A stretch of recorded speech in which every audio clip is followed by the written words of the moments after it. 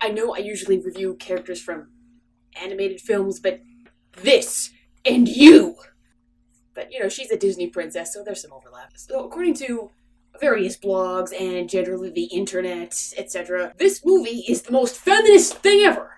And I guess we know this because the male characters in Star Wars VII, The Force Awakens, are so damn impressed with her, their jaws hit the floor anytime she does anything more accomplished than standing in place, breathing. And that's not better, that's just the other extreme. We've gone from women doing nothing to everyone being shocked that they're not doing nothing. The male character's reactions to Rey is the focus, instead of what any of these things actually have to do with her development, or even have anything to do with the story. I mean, what, you think the audience is too stupid to notice on their own if there's a strong female character in our midst? Well, Han and Finn are impressed. I know I am. Like what, we needed the male character's permission to like her? Just write the character, we'll judge for ourselves. We have brains. But no, her every move has to be shadowed by an applausometer.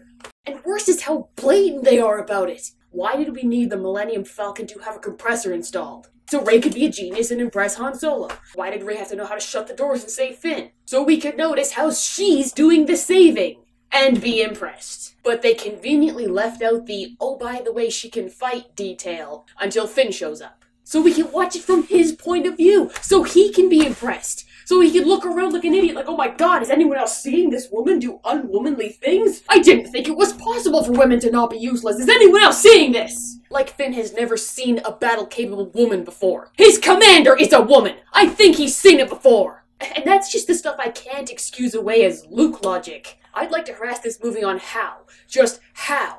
Being able to pilot a land speeder means you could jump into any spaceship and fly it like a pro, all by yourself, with no crew. But Luke did the same thing in A New Hope, so it's... Actually, no, Rey's worse. Not by much, but she is. When Luke got into the Falcon, he was pointing and asking what stuff does. Clearly he wouldn't be able to fly it. And only later in the third act does he inexplicably become the coolest, bestest guy in the Rebellion fleet. Rey doesn't even get that time. The filmmakers are so afraid of having her look weak and out of her element, which she should be, that's how heroes' journeys start, that they overcompensate by having her know how to do everything. Honestly, characters that can't do all this fancy shit are more interesting because they have to work around not having a genius mind and innate battle prowess. I mean, imagine how boring she would be if she couldn't fight, couldn't fix the ship, couldn't recite the Millennium Falcon's operator's manual at will, and couldn't pilot anything other than a speeder. It would be like watching stale lint piss around in the desert. She has no personality, no quirks, no charm. They gave all that to Finn. I swear her British accent is there for the same reasons all her amazing skills are, to make up for a complete lack of characterization. Just because she pulls the guts out of a Star Destroyer doesn't mean she should know how to fix everything, know how everything works. She acts like she's got the experience of a fleet veteran. She knows exactly how the Falcon works, all the long list of people who have owned it, all the alterations made to it in that time, yet somehow didn't know it actually was the Millennium Falcon. Oh, I thought installing a compressor was a bad idea as well, because it puts too much strain on the hyperdrive. What? What are you telling me? Do you remember because you were there? Where is this asshole who went over Rey's head and installed a compressor on the hyperdrive of the Millennium Falcon? Where is he? Can he please come forth? You dick. What were you thinking? Oh, we only listened to Rey. She honestly seems like she knows as much, or actually kind of pretty much more, about the Millennium Falcon than Han Solo does. I don't like using this term, but I'm pretty sure that's the definition of a Mary Sue. And then Han tries to give her a blaster to protect herself. You might need this. I think I can handle myself. With what? Your stick? There she is! Blaster! No, men! It's no use. She's clearly got a stick.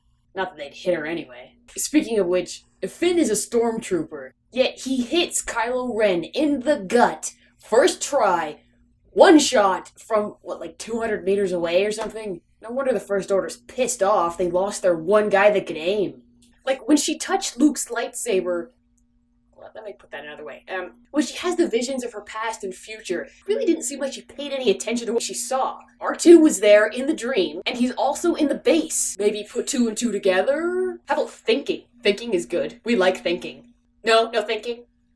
Fine. No, she just gets scared because it was such a scary cut and such a big noise and runs away. And then she just goes and cries in a forest like a good Disney princess. I mean, she's conflicted because she could go and explore the universe and help the resistance, or I don't know, look for your family yourself, or go back to her shit life on Jakku. Does she have no self-respect? You're free! You idiot! Free! Freedom! Unless... Wait, could she fly away from that mess the whole time? She knew how to pilot a ship? But it was just sitting there, she could have just taken it...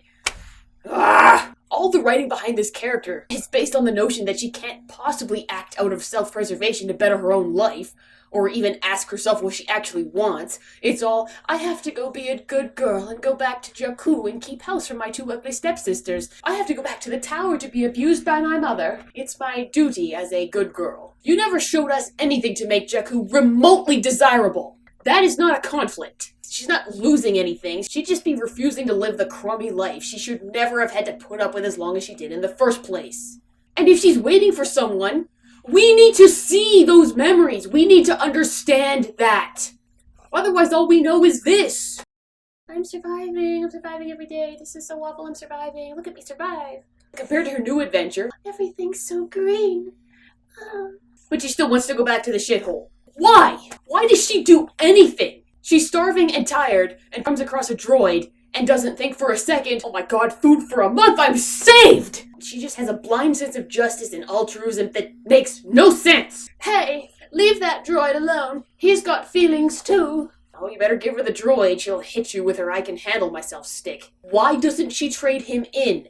There was no prior moment when she decides that she likes the company, or that he's important, or anything. The same when she attacks Finn over Poe's stupid jacket. This droid says you stole it. Did you honestly just beat the living crud out of someone on the whims of a droid? What is wrong with you? You won't trade in a droid, but you'll beat someone up over a jacket. A jacket! Do you see how blind justice and altruism don't really mix? And she's supposed to be a Jedi.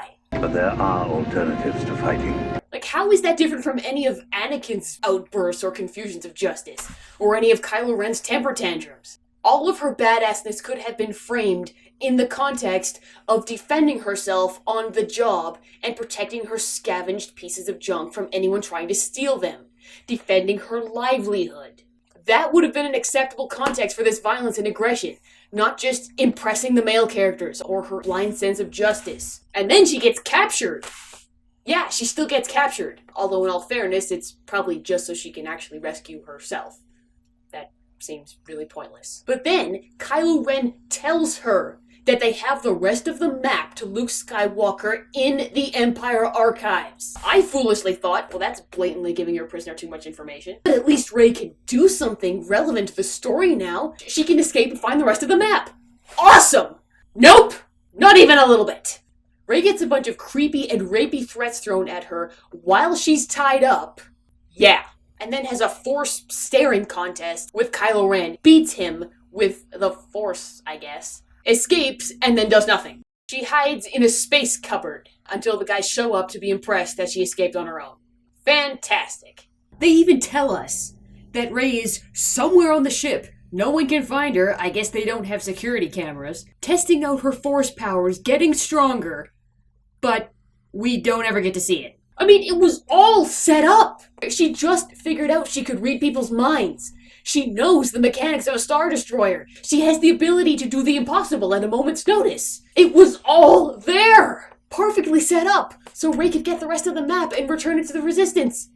But they just don't. Instead, they have R2 come alive for no damn reason. Hey everyone, R2 had the map the whole time. Yeah, or Rey could have done that. You had an opportunity to give her something relevant to do that isn't just her pumping up her own magical specialness, and instead you turned it into a shameless piece of plot contrivance. Why? Instead, she gives Finn a big hug for coming to save her, almost as if she hadn't gotten out herself. You can't have your cake and eat it too there, guys. So the entire purpose for her being captured was so she could escape on her own and not be dominated by the bad guy in a staring contest. Everything she does is just to be the anti-damsel in distress and for no other reason. And then she gets to go fight Kylo Ren in the forest. But since we haven't built her character up to anything other than she's some kind of chosen one and her force powers are growing stronger just 'cause, there's really nothing left she can do here. She just fights him, closes her eyes, summons the Force, kicks his ass, and walks away. There's no moment of hesitation where she decides not to kill him, where she decides which side of the Force she wants to be on, and Kylo Ren says he could teach her. That would have been a cool thing to have built up all this time, introduce a little bit of ambiguity to her fate. But no. Her regression isn't indicative of inner turmoil like it was in Anakin. It means she's a strong woman and she'll be a great Jedi. Whatever. I mean, is any of this actually better than Leia? Leia had a personality, at least. And yeah, she had to wear the bikini, but only after saving Han from the carbonite and before killing Jabba the Hutt. If Leia had done that in this film, she would have killed Jabba, and then all the male characters would stand there dumbstruck, as if they've just witnessed the birth of Christ.